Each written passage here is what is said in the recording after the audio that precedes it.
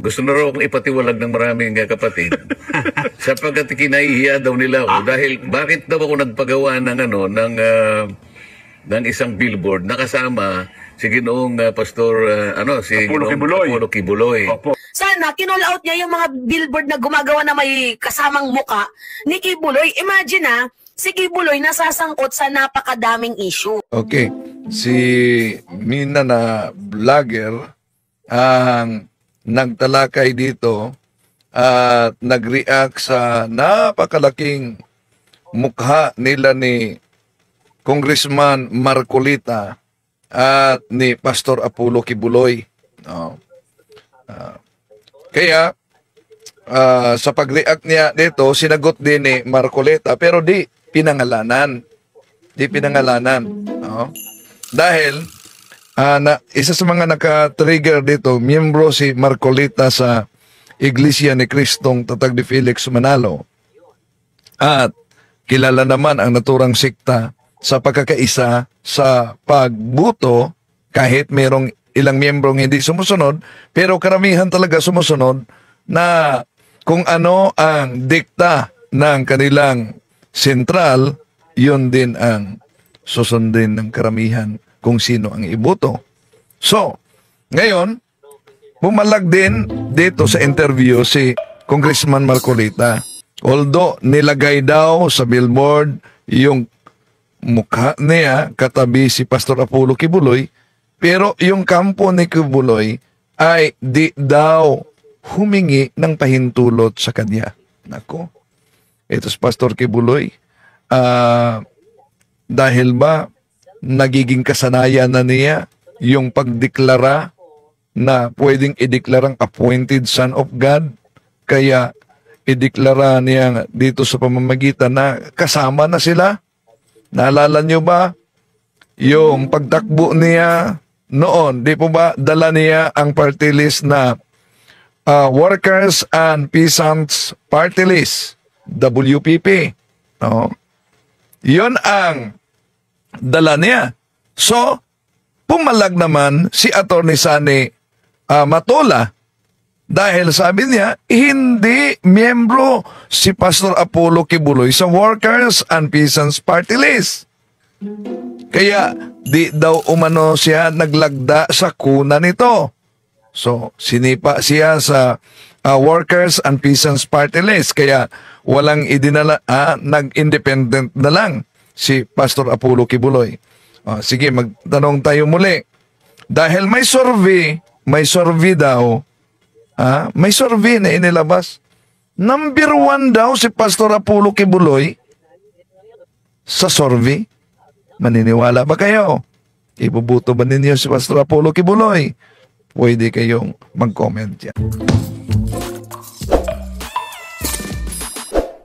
Kung maalala ninyo, nag-react si Congressman Marcolita sa pahayag, question mark kasi yun, na ititiwalag siya sa Iglesia ni Cristo Tatag ni Felix Manalo.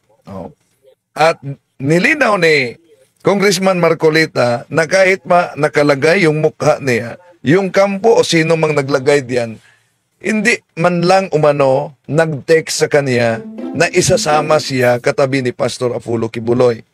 Una, yung nagawa dito, of course, supporter talaga. At siguradong may basbas ni Pastor Apollo Kibuloy. Kahit pa naka-brace na yung mga salapi ni Pastor Apollo Kibuloy, pero siguradong may pira pa itong grupo niya. No? Ang problema dito, mga kapatid, tapos sinagot ni at tinatalakay ni Congressman Marcolita sa sa television, sa INC interview, ang sabi ng ang pahayag ng vlogger na posibleng titiwalag siya sa INC dahil sa pagsama kay Pastor Apollo Kibuloy. Abay, merong isa ding vlogger, sa Duterte vlogger, ang tinitira ay si Attorney Claire Castro. Bakit kaya si Atty. Claire Castro ang tinitira niya? Na tinatawag niyang ingot. Kaya nga, sinagot siya ni Atty. Castro kaugnay dito. At ang resulta, siguro, natatakot siyang sampahan ng kaso, pero posibleng masampahan siya ng kaso. Natatakot siyang sampahan ng kaso, burado ang buong YouTube channel niya, yung Duterte TV. Tatalakayin natin yan, mga kapatid. Pero ito ang sagot ni Congressman Marcolita sa interview. Gusto na raw akong ipatiwalag ng maraming kapatid. Sapagkat kinahihiya daw nila ako. Dahil bakit daw ako nagpagawa ng ng isang billboard na kasama si Ginoong Pastor si Apollo Kibuloy. So posible na ang nagpagawa dito at may bas-bas ni Pastor Apollo Kibuloy, nag-presume sila na di talaga magagalit si Congressman Marcolita nito, di pumalag dahil kasama siya. Una, magiging kapital nila na yung mga followers ni Pastor Apollo Kibuloy sa Kingdom of Jesus Christ, posibleng makukuha ni Congressman Marcolita sa kanyang pagtakbo bilang senador. So, yun siguro ang nasa isip nila. At sa pamamagitan din dito, posibleng magiging kapital din ito dahil parang magkaibigan talaga sila at sinusuportahan sa grupo ni Pastor Apollo Kibuloy si Congressman Marcolita, kaya nag-assume na kahit hindi, sabi ni Marcolita, hindi kinuha ang kaniyang pahintulot, nailagay diyan na hindi niya alam umano. At malaki ding posibilidad na ito'y magiging kapital ni Pastor Apollo Kibuloy na makuha niya ang basbas sa Iglesia ni Cristo na susuporta sa kanya kung ang kaniyang mga miyembro susuporta din kay Congressman Marcolita. Tuloy natin. Sana, kinall out niya yung mga billboard na gumagawa na Ito si Mina. may kasamang muka ni Kibuloy. Imagine si Kibuloy nasasangkot sa napakadaming issue. So patong-patong na issue ang kinasasangkutan. Alam naman natin, hanggang ngayon, si Pastor Apollo Kibuloy nasa kulungan na may mga kaso pa sa ibang bansa. Diba? Ang linis ng pagkatao. Congressman, makinig ka. Ang linis ng pagkatao mo. Dito, parang nakapunto si Marcolita dito kay Amina. Ang linis ng pagkatao mo, Congressman. Pero ako, pabor ako ni Congressman Marcolita kahit Iglesia ni Cristo dahil naalala nyo yung issue sa Osamis versus Congressman Waminal noon. Di ba? Siya ang umiipit pero nagtaka lang ako, biglang nawala. Tuloy tayo. Sana ikaw mismo, i-call out mo. Kasi si Kibuloy, pinapangalanan, mayroon siyang brand na kulto. Tapos human violators, sex trafficker.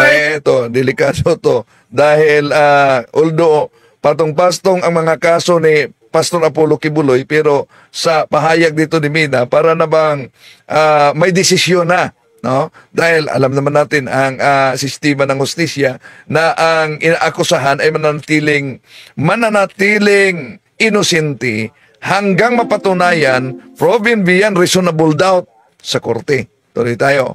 Ang daming kinakaharap na kaso. Ito, ang daming kinakaharap na kaso talaga si Pastor Apollo Kibuloy. Maintindihan kung bakit mayroong isang vlogger na So dito, di pinangalanan ni Congressman Marcolita ang vlogger. Pero ang tinutukoy dito ay si Mina. No? Ang problema lang, may isang vlogger na Duterte TV. Kung hahanapin ninyo yung Duterte TV sa YT, nawala na. No? Una, binura niya ang kaniyang live, kaniyang tinatalakay kaugnay ni Atty. Claire Castro. Sunod, dahil si Atty. Castro nag-react talaga na tinatawag siyang ingot nitong Duterte TV, pumalag siya. Kaya posibleng sampahan niya ng kaso. So, una, nahakbang sa Duterte TV, dinilit ang naturang video. Pangalawa, yung channel na talaga, nawala na ngayon. Tuloy muna natin si Congressman Marcolita. Napanood ko. Aha. Akalain mong sinasabi niya, Nelson, na gusto na raw akong ipatiwalag ng maraming kapatid sapagkat kinahihiya daw nila ako dahil bakit daw ako nagpagawa ng ng isang billboard na kasama si Ginoong Pastor si Apollo Ginoong Kibuloy. Apollo Kibuloy. Opo. Bakit kaya hindi siya nag-research din na para sana nagtanong-tanong siya kung sino yung nagpagawa?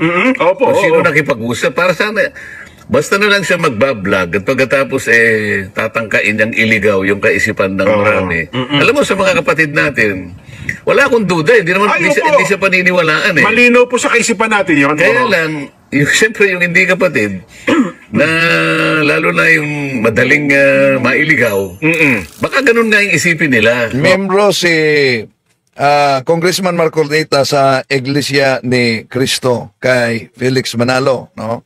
Na kilala sa pagkakaisa itong siktang ito kung sino man ang i-deklara ng kanilang sentral na suportahang mga kandidato. So, yon si Mina sa kanyang channel, tinatalakay niya yung pagsama nila ni Kibuloy at ni Marcolita sa billboard. Oo. Kaya gusto ko sanang magpasinag tayo ng ilang mga nagpagawa na kasama ko rin kumakandidato din. Aha. Na talagang gusto nila kung makasali Opo. doon sa kanilang mga billboard. Ito, di man pa pangalanan pero ipinaabot niya lalo na ni Pastor Apollo Kibuloy kung saan gustong makasali si Marcolita na kasama sa billboard.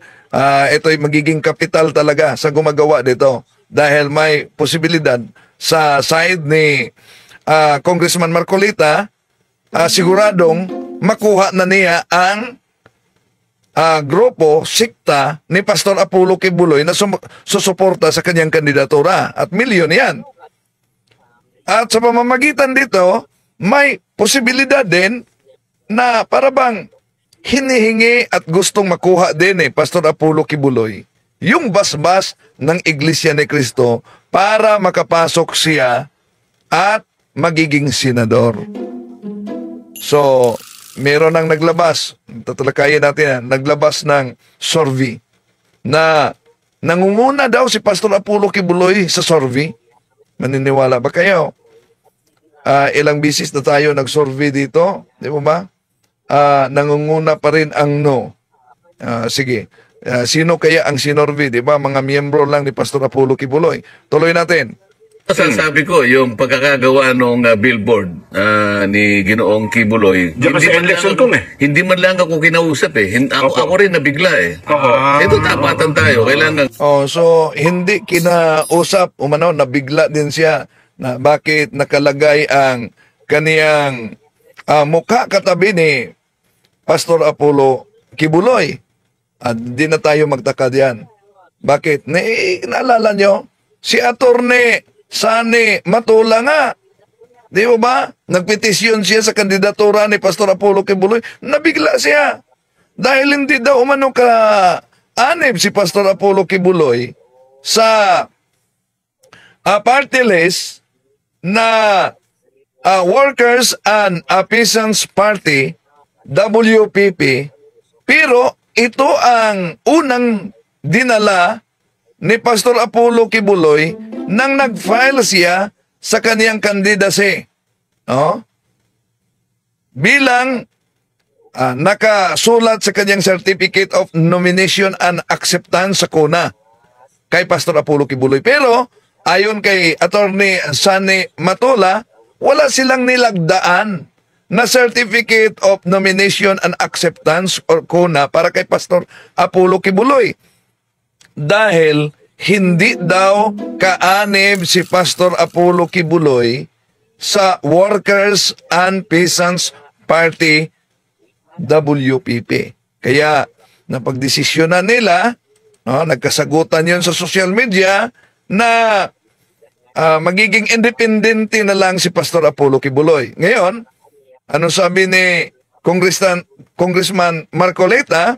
Nagulat daw siya dahil wala mang kahit nag-text sa kanya na sabihan siyang ilagay ang kanyang mukha katabi kay Pastor Apollo Kibuloy. Na marinig ng lahat.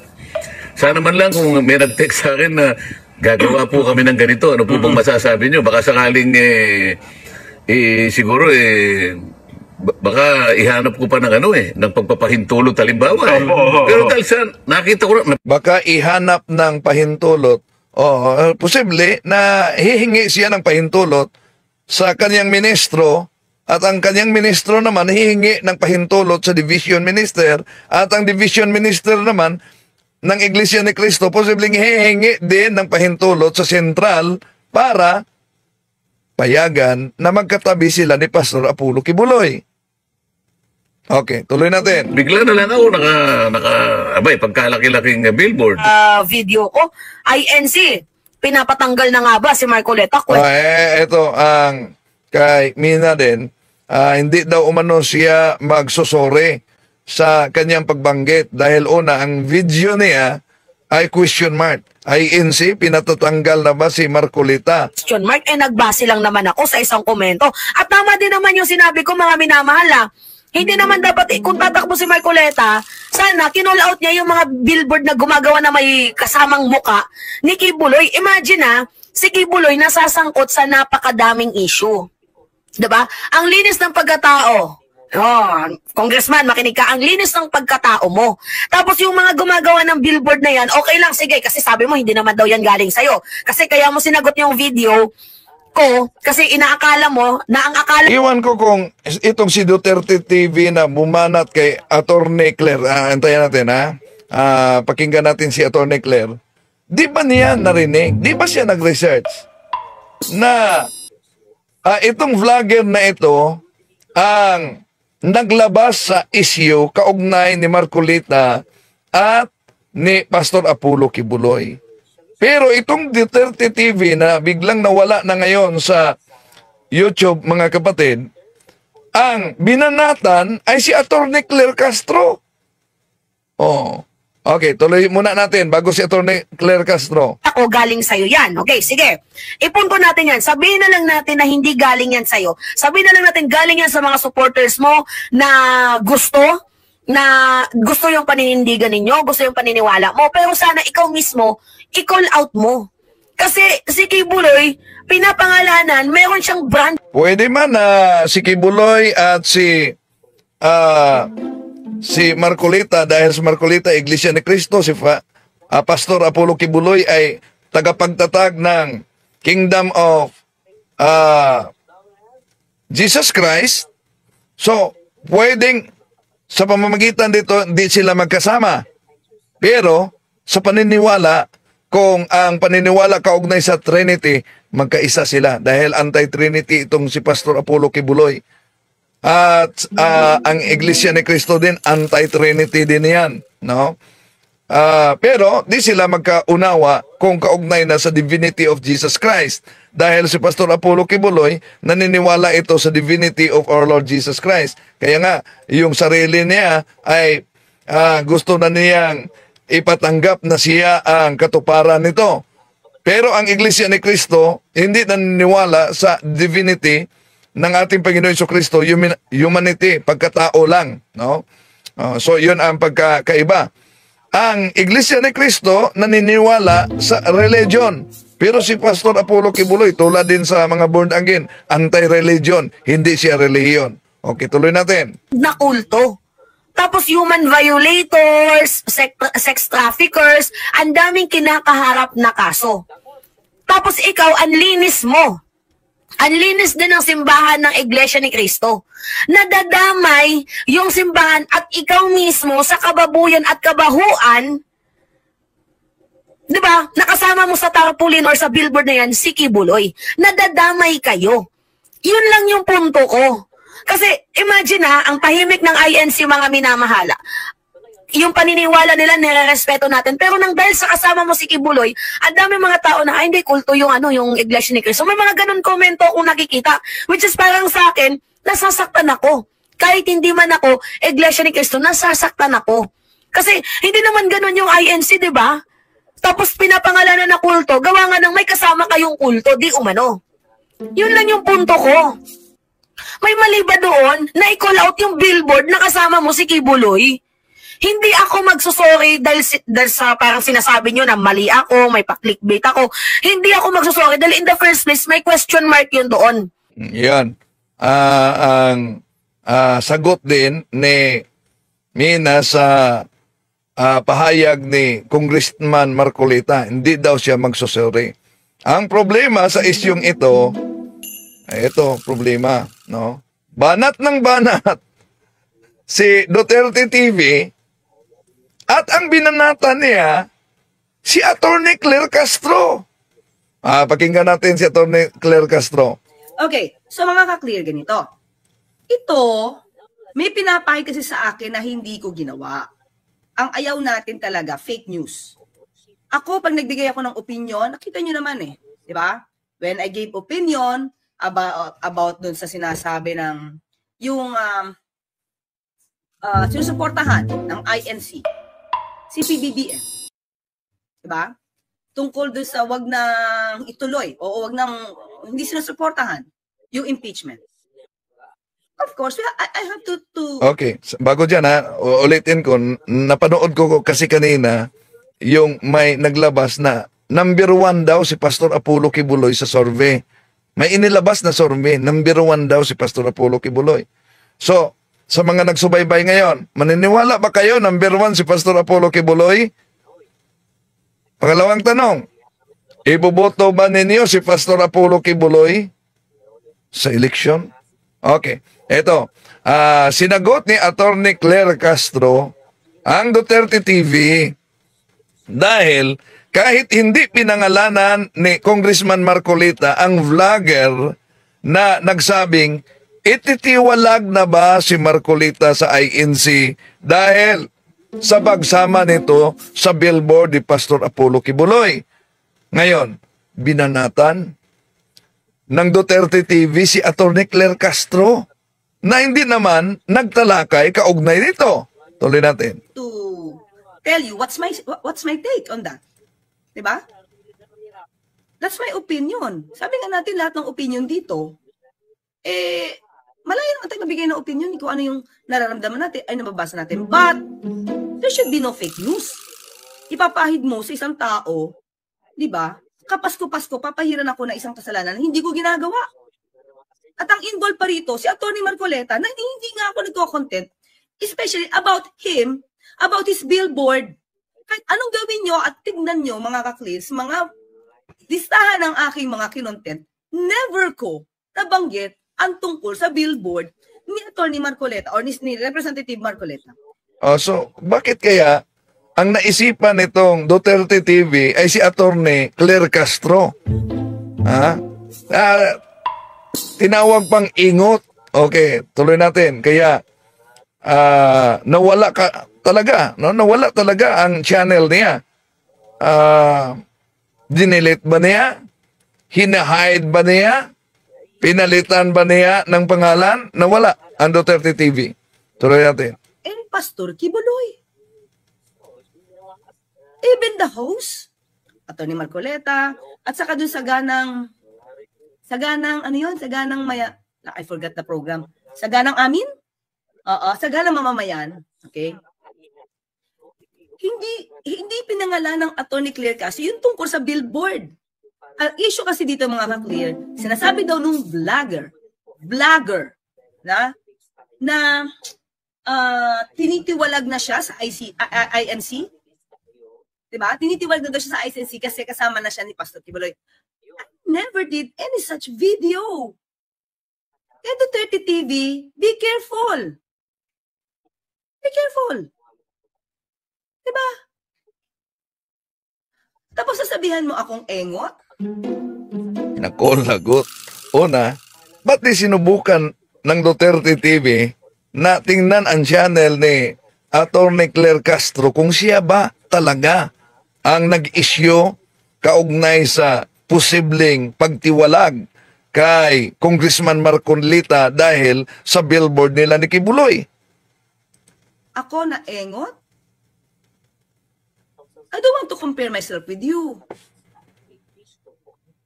Pero for you to tell me, to accuse me of being engot at tanso, who are you to say that? Diba? So yan ba yung pamasko mo sa akin? O ito rin ang pamasko ko sa'yo? Duterte TV. Hindi ko to pinapanood, nakita ko lang talaga eh. Diba? So ayoko man mag-rant dito, Christmas na Christmas makaka-clear. Diba, red na red pa naman tayo. Pero alam niyo mga kri, nakita ko yung comment. The people who watch that video, naniwala sa kanya. Diba? That's definitely cyber libel, Duterte TV. Nako, yun, binanggit na ang kaugnay sa cyber libel. Kaya nga, nawala yung video. Hindi lang video, video talaga nawala. Dinidelete. Pagkatapos, buong channel na talaga. Kahit hanapin nyo Duterte TV, di ba, wala na. Accuse me of doing something na hindi ko ginawa. Di ba? Okay, JDB. Thank you, nandito si JDB. Ano po, Duterte TV po, JDB. Oo. Duterte, hindi po ako nagrarant. Kilala nyo naman ako eh. Kilala nyo naman ako. Never akong pumapatol dito. Pero to accuse me of doing something na hindi ko ginawa, papatol ako. Sige po, panoorin po natin to ha. Panoorin po natin to. Ito, noong buhay pa ang channel. Ngayon, di nyo na makita ang channel na ito. Hindi ko to ginawa eh. Po niya si Congressman Marcolita. Ito. Ito ang channel. Ilan bang subscribers dito, Duterte TV? Sandali ha. Di ko di malinaw sa akin. Pero marami siyang subscribers din, oh. Marami siyang subscribers na pala.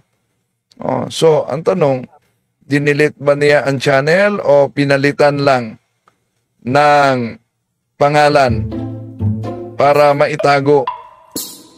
Dahil posible nawala ang channel dahil natakot sa kasong isasampa ni Attorney Claire Castro.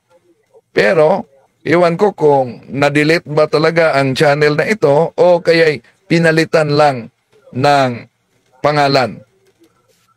Bakit daw po mga kabayan?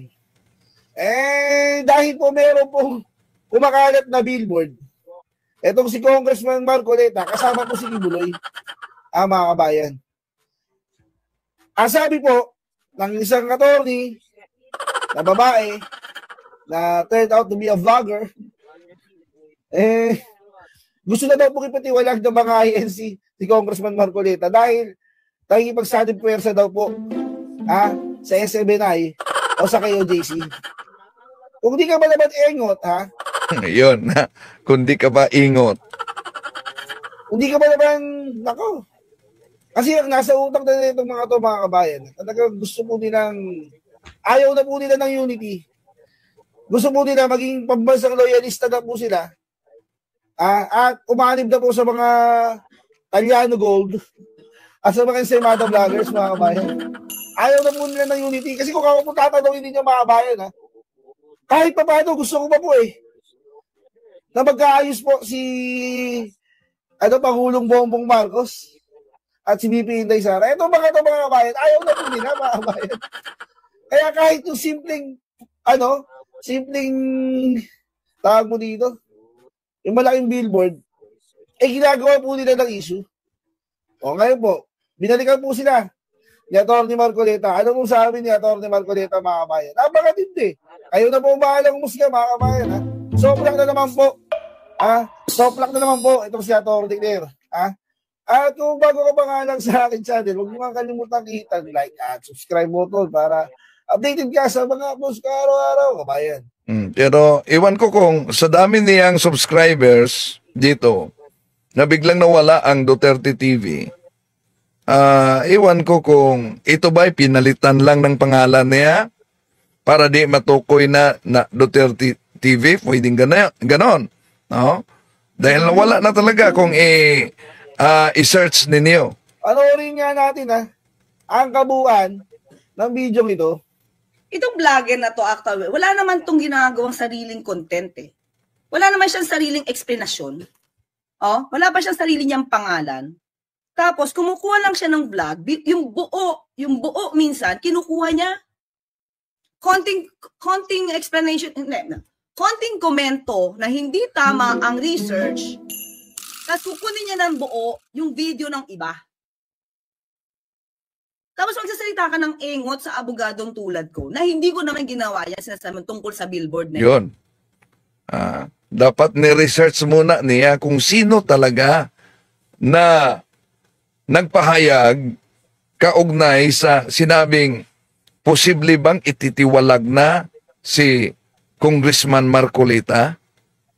Dahil wala yan sa channel ni Attorney Claire Castro. yan. Diba? At tungkol to sa billboard mga ka-clear, okay? Kung gusto niyo man panood ito, medyo mahabain. Itong video na ito ni Attorney ni Congressman Marcoleta, sinasabi niya rito, mga ka-clear, na meron daw isang babaeng vlogger na nag-content tungkol sa billboard nila ni Pastor Kibuloy. Sige, tingnan natin kung Lakas makabala. Wala na Tapos pagod ang marami dyan, sa dami ng mga kapatid, Jen, Opo. lalapit talaga sa iyo at bubulungan ka. Ay, papakilala talaga. Kapatid po ako na nakatala sa lokal ng ganito. Ito dyan sa Laguna, nakilala ko yung provincial assessor, kapatid pala. Ganun po. Yung nakatalaga sa provincial jail, kapatid din. At maganda rin lalaking kagaya mo, Nelson. Yun ang sinasabi natin. Ang dami. Yung isa, nagsabi pa na may tungkulin. Hindi ko nagkakamali, ay nga 15 siguro yung lumapit sa akin. Ganun po. Yung advance na nga natin ng content tungkol to sa babae na ano. Wait lang Oops. papahintulo talimbawa. Pero dahil sa nakita ko, nabigla na lang ako, pagkalaki-laking billboard. Opo. Pwede bang ipasinag natin yung mga iba, direct, para makita na, halimbawa yan. Ito si Congressman Wilbert Lee, na kumakita. Yan, nagulat si Marcolita na meron na umanong mga kasama siyang mga politiko na malaki ang billboard. Ito ng pagkasenador. Senador din po yan. Siya ang pinakamaraming billboard na naisabit sa buong Pilipinas. Sa iba't malalaki yan ko, ha? Malalaki, at saka Malalaki. strategic, at saka marami. Pero dati, Kahit dito, nakaabot na doon sa Pantalan, no? At pati din kay Pastor Apollo Kibuloy. Kung mag-isa lang siya. Mag-isa lang siya. Ngayon, Ngayon, sinama niya ako. Sinama na kayo. Sasabihin ko ba sa kanya, huwag mo kaisama. Kung Wilbert, paano ko isama dyan? Paano ko naman sasabihin sa kanya? Kung di ba gusto niya ako isama roon? ay ako kung pasasalamatan ko kung Wilbert. Siguro, pag nakita ka, Wala, medyo mahaba ito. Hanapin ko na nga yung isa. Teka lang Basta yung tungkol lang doon sa babaeng nagsabi na tiwalag na or something na hindi na siya parte ng INC because nakipag-sanipwersa na siya kay Pastor Kibuloy. So, kung may napanood kayo yung kami maniwala sa iyo eh. Okay. Ayun. Nouveau panorama mascara de L'Oréal Paris. Volume panoramique pour un regard 1,4 fois plus grand. Commercial. Di ba? Nung commercial nila. Wait lang, mga kalinapan. Tapusin na nga natin to. Sige. Okay, ito. Diba? Ang makikita nyo mamaya rito, mga komento, ang dami nagalit sa akin because sa kasinungalingan nito si Duterte TV na to. Oops. Ang loob ko kahit isa lang o dalawang mapaniwala niya dyan eh. Tama naman. Kasi dapat nating ituwid ang mali. Opo. At saka may mga tao kasi. Yan, saan ba yan? Ayan, isa pa yan o. Sa Mindanao yan. Saan ba ito? Sa Mindanao yata yan. Hindi mo sabihin, napakarami nila dyan eh. Na iba-ibang posisyon na kanilang tinatakbuhan na talagang gusto nila akong isama. Opo. So, baka meron pa. Wala na yata. Kasi dyan kung sa marketing, parang branding no? Kung ano yung paniniwala nyo, kung ano yung paninindigan nyo, kung ano yung pinaglalaban nyo, gusto nilang makakilala na yun din ang posisyon nila. Siguro gusto nilang ma-associate sa aking paninindigan. Wala naman siguro masama doon din. Kung yung paninindigan ko, inakala nilang tama naman at gusto nilang katigan yun. Sino pa naman ako na sasabihin sa kanila, huwag nyo akong tutularo, huwag nyo i-associate ang sarili nyo sa akin. Pwede Pero sa Malacong, may nakita ko yung sa Candelaria, Quezon. Si Mayor Maki Buong Galing. May mga pictures. Well, anyway, yun yung nakaka-clear. Makikita nyo dito sa vlog na to, yung tungkol sa billboard. Okay? Maliwanag tayo dito sa billboard ito. Ang sentimiento dito ni Representative Marcoleta is, yun nga, parang gustong palabasin ng vlogger, ng babae, na ikinahiya na siya ng INC.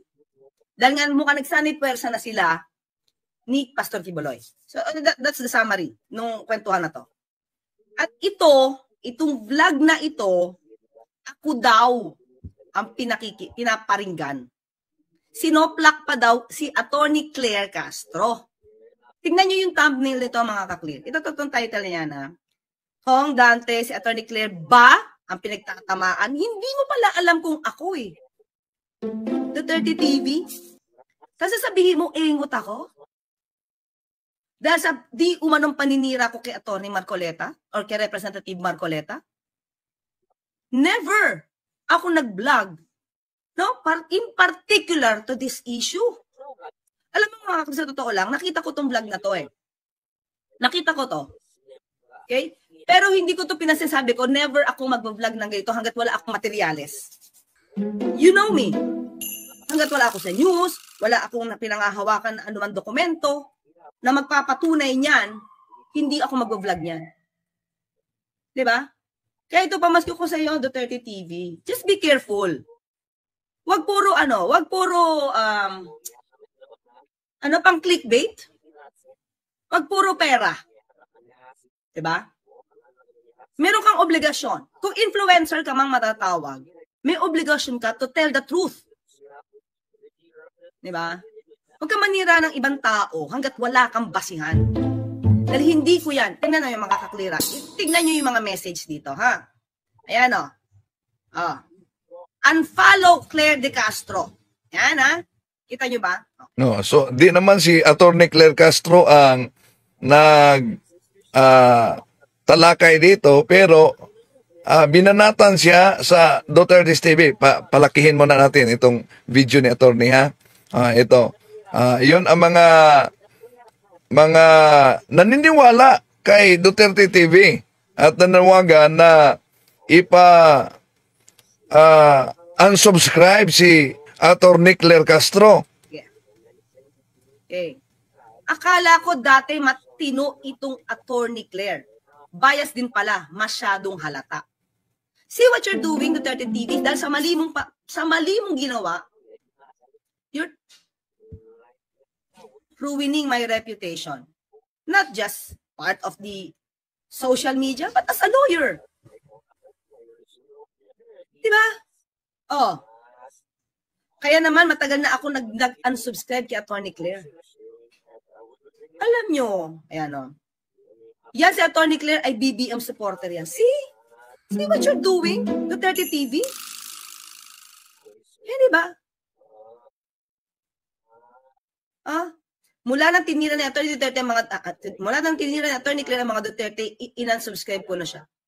Hindi ako tumitira ng kahit ano dito, mga ka-clear. Nag-a-analyze tayo. Ano ang nangyayari? Kaya, sorry kung napaaga talaga itong aking LS. Bigla. Tapos dito, una, ang video ni Duterte TV, ito pa, sandali palakihin natin itong video ni Attorney Claire. Dito may correction siya sa Duterte TV nung di pa nawala, no? Sa grammar mismo. Ito palakihin natin, ha. Itatago ka pa yun. Diba? Well, kilala ko naman yung mukha mo. Okay, ito ha, kung sino talaga mas engot sa atin. Okay? Wait. Okay. Ikaw ba gumawa nito? Ikaw ba? Oops, sandali. Share ko. Pakita lang ako sa inyo. Ikaw ba gumawa niyan? Basahin natin, ha? We claims no credit for... bakit we claims? Akala niya siguro ang we ay singular. Tuloy natin. Any images. Ikaw ba? At ito, hindi mo alam gamitin. Kasi sabihan mo akong engot. Diba? Dapat di pa walang S kasi plural to eh. Dito pa. If there is an image or video clips appearing on this TV. Ito, laki natin. Ayan na. Ayan o. Ayan o. Or video clips appearing on this channel that belongs. Nandito ka na sa may or eh. So, dapat gamitin mo. Plural ka na. So, dapat dito belong. Okay? To you. That belong to you. Ba? Since nasa video clip ka na, plural ka na, and you do not, no? Do. Dapat do yan. Marami na pala siyang subscribers, ha? For 189,000 subscribers. Oh. At nawala ito na, kahit hanapin natin, nawala na ito, iwan ko kung di ba pinalitan niya ang pangalan. Oh. Dahil nanganganib siyang kasuhan ni Atty. Claire. That wish for them. Kasi plural ka na. Wish for them to appear on this site. Diba? Please message us here on YouTube and we will be promptly remove them. Diba? Duterte TV. Bago ka magsalita ng engot, be careful with your words. Diba? Be careful with your words. Una, dapat wag kang... di na natin makita ito. Sige ha, subukan natin na hanapin ang Duterte TV. Okay, ito. Subukan nating hanapin ang Duterte TV dito kung nag-exist pa ba. I-type natin Duterte TV. Meron pang bakas dito sa search, pero pag i-click natin, wala na. Wala nang makita nating Duterte TV dito. Baka pinalitan niya ng title ang kaniyang channel dahil malaki na din ang subscribers niya. No? For 489,000. No? 489,000. Di na natin mahanap itong Duterte TV. So, ang leksyon dito, tama si Atty. Claire, bago ka titira, dapat research mo muna. No? Sa issue naman na tinatalakay natin na ginamit ni Pastor Apollo Kibuloy, yung si Atty. Congressman Marcoleta, Rodante Marcoleta, at iba pa mga politiko, pwedeng magiging kapital nila yan. Una, sa billboard na yan, ay maring yung mga miyembro ni Pastor Apollo Kibuloy sa siktang itinatag niya sa Davao City, at meron din silang iba't ibang mga miyembro sa iba't ibang bansa ay pwedeng makuhang taga-suporta ni Atty. Congressman Marcoleta. Kung naalala ninyo, noon tinatalakay natin yung bill ni Atty. Congressman Marcoleta. Alam nyo, kung naalala niyo, ano yung bill na yon? Yung tanggalin ang lahat ng mga crucifix, religious items na inilagay sa paaralan. Nagiging issue yan. Nagiging issue yan. So, tinatalakay natin yon dahil may ginawa siya na parang ipalusot na batas na lahat ng mga cross sa paaralan ay tatanggalin. So, dahil si Congressman Marcoleta, siya kaanib sa Iglesia ni Cristo, natatag ni Felix Manalo. At ito namang si Pastor Apollo Kibuloy, Di na siya kontento sa pagiging appointed son of God. Gusto siyang magiging appointed din sa Senado. So, kaya mga kapatid, malapit na ang midterm election. Huwag kalimutan, nagagamitin natin ang ating banal na boto sa pagpili sa mga mabubuting kandidato. Ang ating konstitusyon, sinabi dyan na ang pagpili ay tinatawag na solemn obligation of every Filipino citizens. Gagamitin natin ito. Sana, tigilan natin na ibinta ang banal nating boto. Tandaan natin, ang sabi ni Lao Tzu, a famous Chinese philosopher, in choosing a leader, character is the most important quality. Skills and knowledge come second in importance. Sino ba nga ang karapat-dapat na ilagay para mamuno? Sabi ni Plato, he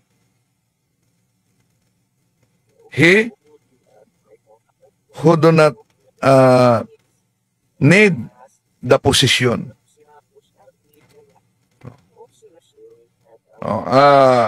is very qualified to hold it. Okay? So, mga kapatid, ulitin ko ang tanong, may bagong inilabas. Kanina nakita ko, iwan ko kung anong survey yun, nangunguna daw si Pastor Apollo Kibuloy sa survey. Ulitin ko ibubuto ba ninyo si Pastor Apollo Kibuloy sa eleksyon? Maraming salamat po sa inyong pagsubaybay. Hanggang sa muli. Bye-bye. So ayan po mga ka-Qers, sanay kapupulatan po natin ito ng aral. At kung nagustuhan niyo po ito, please like and share, ibahagi po natin sa mga kakilala po natin. And please don't forget to follow and subscribe po ng ating YouTube channel, Mr. Curious Catholic. Muli po, this is Mr. Curious Catholic, kasama po ninyo sa pagtatanggol ng ating simbahan. Pro Deo et Ecclesia. Sa Diyos po ang lahat ng kapurian.